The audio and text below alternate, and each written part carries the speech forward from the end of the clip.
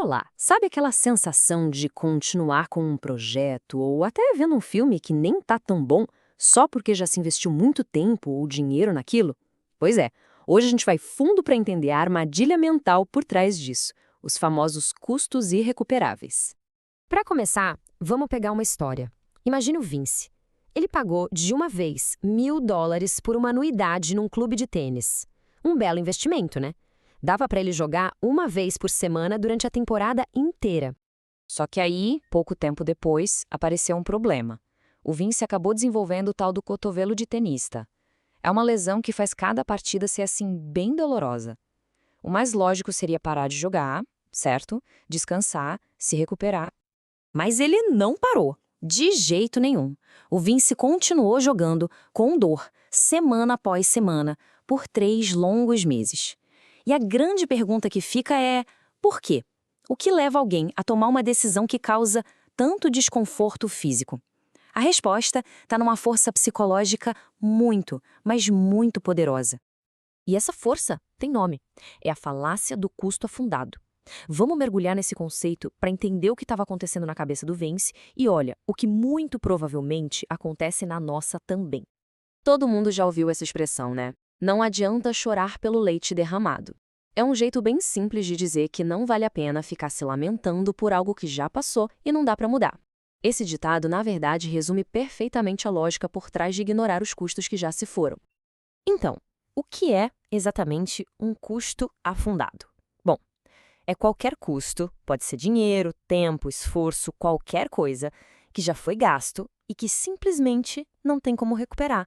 Já foi, acabou. No caso do Vince, aqueles US$ 1.000 da anuidade, puro custo afundado. E agora, olha que interessante essa comparação. A gente vê a diferença gritante entre a teoria e a vida real. Na teoria econômica, existe essa figura do ícone, que seria um ser humano ideal, super racional, que toma decisões como um computador. Os ícones olham só para o futuro e ignoram completamente os custos passados. Mas e a gente, nós, os humanos de carne e osso? A gente é totalmente diferente. Somos profundamente influenciados por esses investimentos que já fizemos. E essa armadilha mental não afeta só as nossas decisões pequenas, do dia a dia. Quando a gente olha para um cenário maior, as mesmas forças entram em jogo em decisões que afetam nações inteiras. Pensa só, governos que continuam a investir em guerras como no Vietnã ou no Afeganistão, mesmo depois de ficar claro que os custos superavam e muito os benefícios. Por quê? Em parte porque já tinham investido tantas vidas, tantos recursos, o custo afundado torna a decisão de parar algo incrivelmente difícil. Ok, vamos um pouco mais fundo. O que será que acontece dentro da nossa cabeça que nos torna tão vulneráveis a essa armadilha? Por que esses custos que já passaram nos afetam tanto? Uma explicação fascinante para isso é um conceito chamado contabilidade mental. Imagina o seguinte, alguém gasta R$ 200 no ingresso para um show. Na hora da compra, é como se uma conta fosse aberta na nossa mente, já com um saldo negativo. Se a pessoa decide não ir, essa conta fecha com uma perda líquida de R$ 200. E o nosso cérebro odeia a sensação de perder. Por isso, mesmo que esteja caindo uma chuva torrencial, ir ao show permite fechar essa conta com um ganho, a experiência. E assim, a gente evita a dor psicológica da perda. Mas calma, a história não para por aí. Existe outro fator super importante, o tamanho do investimento. Acontece que na nossa cabeça, nem todos os custos irrecuperáveis têm o mesmo peso. Quanto mais a gente investe, mais forte é a âncora que prende a gente àquela decisão. Vamos ver este cenário clássico, comprar sapatos novos que, na verdade, machucam o pé. Temos 3 situações. No caso A, o sapato custou o preço cheio, R$ 500. No caso B, o preço foi 250. E no caso C, o sapato valia 500, mas foi comprado numa promoção por 250. E aí vem a pergunta: em qual desses cenários a pessoa insistiria mais em usar os sapatos doloridos antes de desistir? Dá para imaginar, né? A intuição já diz que quanto mais se paga, mais se aguenta a dor, não é mesmo?